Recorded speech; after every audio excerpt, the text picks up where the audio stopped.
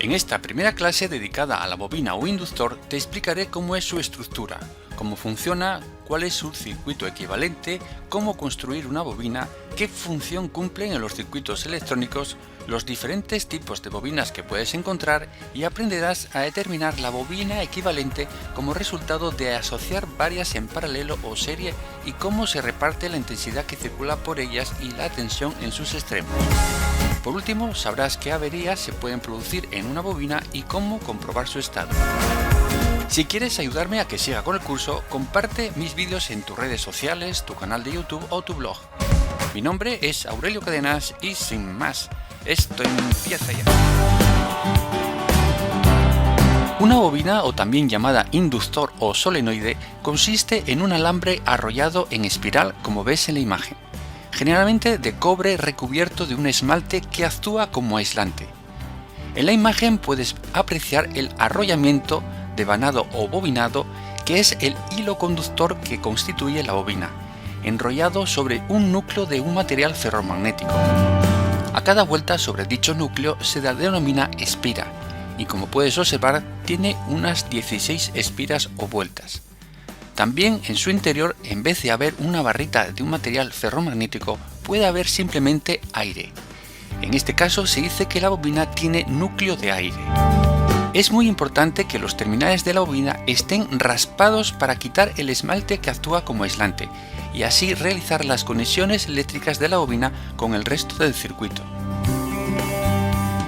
La bobina debe saber que al ser aplicada una tensión de corriente continua, como la producida por una batería, va a circular por ella una corriente y como consecuencia se crea un campo magnético a su alrededor, como si se tratara de un imán, es decir, se ha conseguido un electroimán. Luego, cuando se le quita la tensión aplicada, la bobina es capaz de convertir ese campo magnético creado en una corriente, comportándose la bobina como una fuente de intensidad que va disminuyendo su valor a medida que va cediendo esa energía almacenada. Por este motivo, se dice que la bobina es capaz de almacenar energía en forma de campo electromagnético. El campo magnético creado por la bobina al circular por ella una corriente eléctrica es proporcional a su coeficiente de autoinducción, indicado por la letra L, y cuya unidad en el sistema internacional es el henrio, representado por la letra H. El coeficiente de autoinducción L, expresado en henrios, representa la relación entre el flujo magnético generado por la corriente eléctrica, expresado en Weber, y la intensidad de esa corriente, expresada en amperios. Así pues, también se puede decir que un henrio representa un flujo magnético creado de un Weber dividido de un amperio. El henrio es una unidad grande, por ello en aplicaciones prácticas los milihenrios y los microhenrios son las unidades más comunes. El coeficiente de autoinducción L es el responsable de que aparezca en extremos de la bobina una tensión o voltaje como consecuencia de una variación de la intensidad de corriente con respecto al tiempo que circula por dicha bobina, como queda expresado en la fórmula que ves en la imagen, que relaciona el voltaje y la intensidad por la bobina. Como puedes interpretar en esta ecuación, la tensión en la bobina, expresada en voltios, es proporcional a la inductancia, expresada en henrios, y a la variación de la corriente con respecto al tiempo. Esto quiere decir que, mientras más grande sea la inductancia, mayor es el voltaje que aparece en la bobina o inductor. Asimismo, cuanto más rápido varíe la corriente en la bobina, lo que es lo mismo decir que cuanto mayor sea la derivada de la corriente con respecto al tiempo, mayor es el voltaje inducido. Así pues, también se puede decir que un henrio representa la inductancia de una bobina cuya tensión en extremos es de 1 voltio constante cuando la intensidad de corriente eléctrica que la recorre varía uniformemente a razón de 1 amperio por segundo. En otra clase te hablaré más acerca del campo magnético para que entiendas qué es el flujo, la fuerza magnetomotriz, la inducción magnética, la reluctancia, etc. Para ello verás las analogías que existen entre un circuito magnético, un circuito eléctrico y un circuito hidráulico, como ya te expliqué en la primera clase de este curso. Hasta ahora he considerado la bobina como si fuera ideal, pero una bobina real puede ser considerada por un circuito eléctrico equivalente formado por un resistor que representa la resistencia del hilo conductor que forma la bobina, en serie con una bobina ideal con un coeficiente de autoinducción representado por la letra L. La energía almacenada por una bobina se puede determinar por la expresión que ves en la imagen, que como puedes observar es proporcional al coeficiente de autoinducción y al cuadrado de la intensidad de la corriente eléctrica que circula por dicha bobina. Cuando la corriente I está en amperios y la inductancia L en henrios, la energía viene expresada en julios. Por otra parte, una bobina ideal no disipa potencia en forma de calor, mientras que en una bobina real sí disipa una potencia en forma de calor, cuyo valor se determina multiplicando la intensidad al cuadrado por la resistencia del hilo que la forma. Cuando quieras construir una bobina, debes conocer cuáles son los parámetros que van a determinar el coeficiente de autoinducción o también llamada inductancia. Y estos son, primeramente, la permeabilidad del material del núcleo, que representa la facilidad con la que el campo magnético lo atraviesa. Un núcleo ferromagnético construido con hierro, níquel, cobalto o aleaciones de estos proporciona una menor resistencia al ser atravesado por las líneas de fuerza magnética y por tanto permite obtener un campo magnético más intenso. Por el contrario, los materiales no magnéticos como el aire, el cobre, el plástico y el vidrio tienen permeabilidades iguales a la del vacío.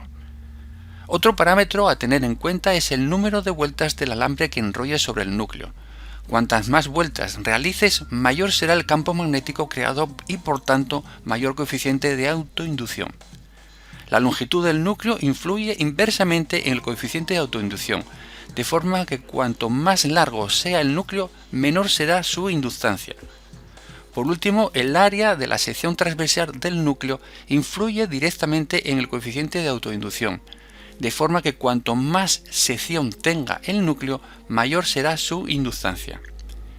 En la imagen puedes ver la fórmula utilizada para determinar el coeficiente de autoinducción o inductancia, en función de sus características físicas, donde, como puedes ver, la inductancia es inversamente proporcional a la longitud del núcleo y directamente proporcional al área de la sección transversal.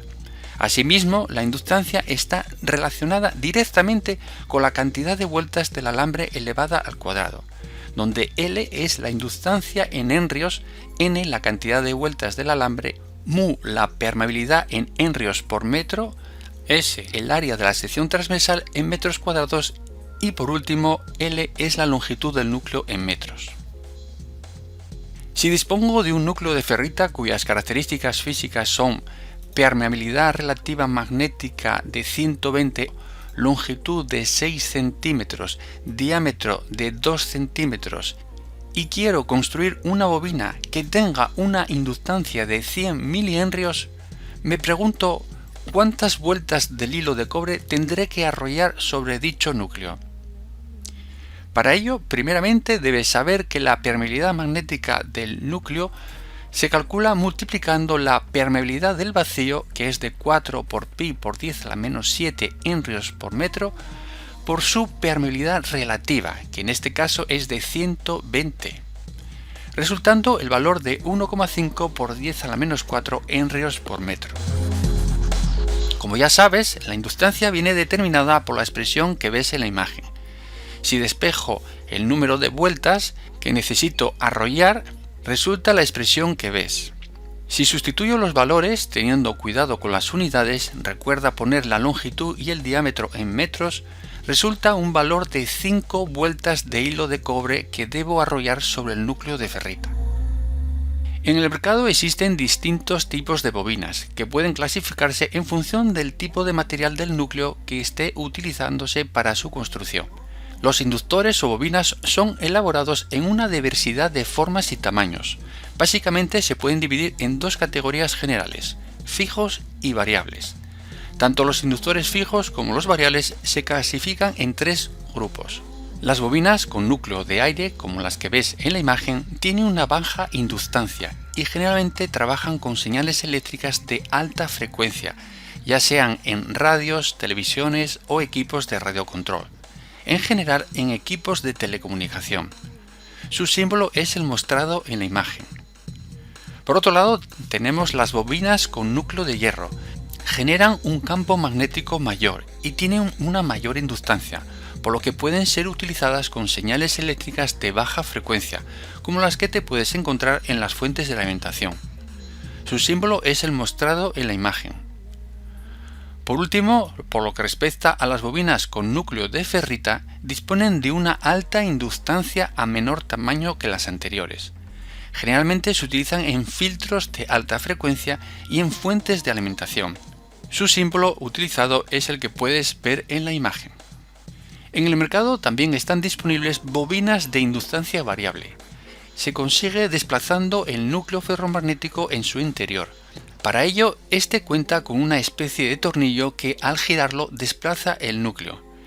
Si está en el interior de la bobina todo el núcleo ferromagnético, su inductancia es máxima, mientras que si parte de él sale fuera de la bobina, su inductancia disminuye. Es muy importante que tengas en cuenta que al ajustar la inductancia en este tipo de bobinas variables, debes utilizar para ello un destornillador de plástico, ya que si utilizas uno metálico, lo que harás será prolongar la longitud del núcleo falseando el ajuste. Esto lo podrás comprobar fácilmente, ya que al retirar el destornillador cambiará el valor del coeficiente ajustado, siendo muy difícil su ajuste. Cuando se conectan bobinas o inductores en serie, como puedes ver en la imagen, en la que he supuesto despreciable la resistencia del alambre de cada bobina, la inductancia total, LT, es la suma de las inductancias individuales. Además, si se aplica una tensión constante de corriente continua entre los terminales A y B, la tensión en cada bobina se reparte directamente proporcional al valor de la inductancia. Esto es, la bobina con mayor inductancia será la que reciba mayor tensión. Así pues, si quieres saber la tensión que recibe la bobina L1, utilizarás la expresión de los divisores de tensión, que como te darás cuenta es similar al caso de resistores en serie. Simplemente debes cambiar la inductancia por la resistencia. Cuando se conectan bobinas o inductores en paralelo, como puedes ver en la imagen, en la que también he supuesto despreciable la resistencia del alambre de cada bobina, la inductancia total siempre será menor que la inductancia más pequeña. La fórmula para el caso de 3 bobinas en paralelo es la que puedes ver en la imagen, y una vez más te darás cuenta que es una fórmula similar al caso de resistores asociados en paralelo. Además, si haces circular una intensidad desde el terminal A hacia el B, en un circuito de corriente continua alimentado por una batería, la intensidad por cada bobina se reparte inversamente proporcional al valor de la inductancia. Es decir, la bobina con menor inductancia será por la que circule mayor intensidad. Por lo tanto, si quieres saber la intensidad que circula por la bobina L1, utilizarás la expresión de los divisores de intensidad, que como te darás cuenta también es similar al caso de los resistores en paralelo.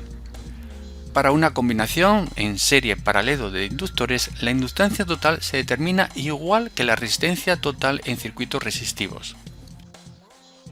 En próximas clases te explicaré el comportamiento de la bobina tanto en circuitos de corriente continua como en circuitos de corriente alterna. A continuación te voy a enumerar algunas de las múltiples aplicaciones que tienen las bobinas. La primera que te voy a comentar es en la construcción de las máquinas eléctricas, como son los transformadores, motores y generadores de corriente eléctrica, en los filtros utilizados en fuentes de alimentación o radiocomunicación, en osciladores para formar un circuito resonante constituido por un condensador en paralelo con una bobina, como ya te explicaré más adelante, como solenoide o electroimán, utilizado por ejemplo para la apertura de puertas a distancia, o en el típico desguace de coches utilizados en la grúa encargada de mover los coches, la cual dispone de un potente electroimán. También en linternas que no necesitan conectarse a la corriente para ser cargada la pequeña batería que incorporan. Simplemente consisten en una bobina la cual es atravesada por un imán en su interior de forma repetida para hacer cargar dicha batería. También utilizado como un sensor en los buscadores de metales, o también para transferencia de energía sin cables, como por ejemplo en los últimos cargadores de móviles inalámbricos. Y por último, también en los altavoces o parlantes, los cuales disponen en su interior de una bobina. Algunas de estas aplicaciones, como ya te dije, las iré explicando a lo largo del curso. Por último, para comprobar el estado de una bobina, puedes utilizar un simple tester o multímetro para medir la resistencia del hilo de la propia bobina. O también puedes utilizar un multímetro que sea capaz de medir el valor de la inductancia. Las averías que puede tener una bobina son que esté abierta, por lo tanto su resistencia será infinita, o que parte de sus espiras estén en cortocircuito, debido a que el esmalte que recubre el hilo de cobre se ha eliminado por un exceso de temperatura al circular más intensidad de la debida. En este caso su resistencia será menor, así como su inductancia. En la imagen puedes ver un multímetro con el selector en la posición para medir resistencia en ohmios y una bobina conectada en sus dos terminales. La bobina no tiene polaridad, por lo que da lo mismo el terminal que conectes a cada conector del multímetro. Esta bobina está en buen estado y tiene una resistencia de 32,8 ohmios. En el caso de que la bobina se encuentre abierta, lo podrás verificar con un tester o multímetro situando el mando en la posición para medir resistencia y comprobarás que la medida resultante da un valor infinito. Por otro lado, en la bobina puede ocurrir que varias espiras, debido a que han perdido el aislamiento, quedan cortocircuitadas y por tanto al medir su resistencia, esta resultará un valor óhmico menor del que debiera, como en este caso que se ha medido 25,2 ohmios. Con la misma bobina que antes, pero ahora sitúo el selector en la posición para medir inductancia en henrios. El valor que puedes ver estando la bobina en buen estado es de 0,08 henrios, o lo que es lo mismo 80 milihenrios. En el caso de que la bobina esté abierta, el tester medirá un valor infinito.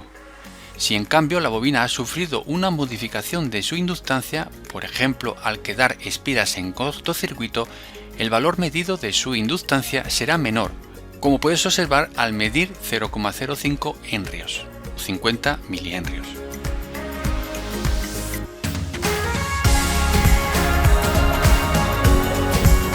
Bueno, gracias por tu atención hasta el final del vídeo. Te agradecería me hicieras algún comentario sobre qué te ha parecido. Espero que te haya gustado. Si es así, por favor dale al me gusta, pulgar arriba, y si quieres estar informado de próximos videotutoriales que vaya subiendo, anímate y suscríbete a mi canal A Cadenas y no olvides de activar la campanita para que YouTube te avise cada vez que suba un vídeo. Gracias por compartir el vídeo y hasta la próxima clase.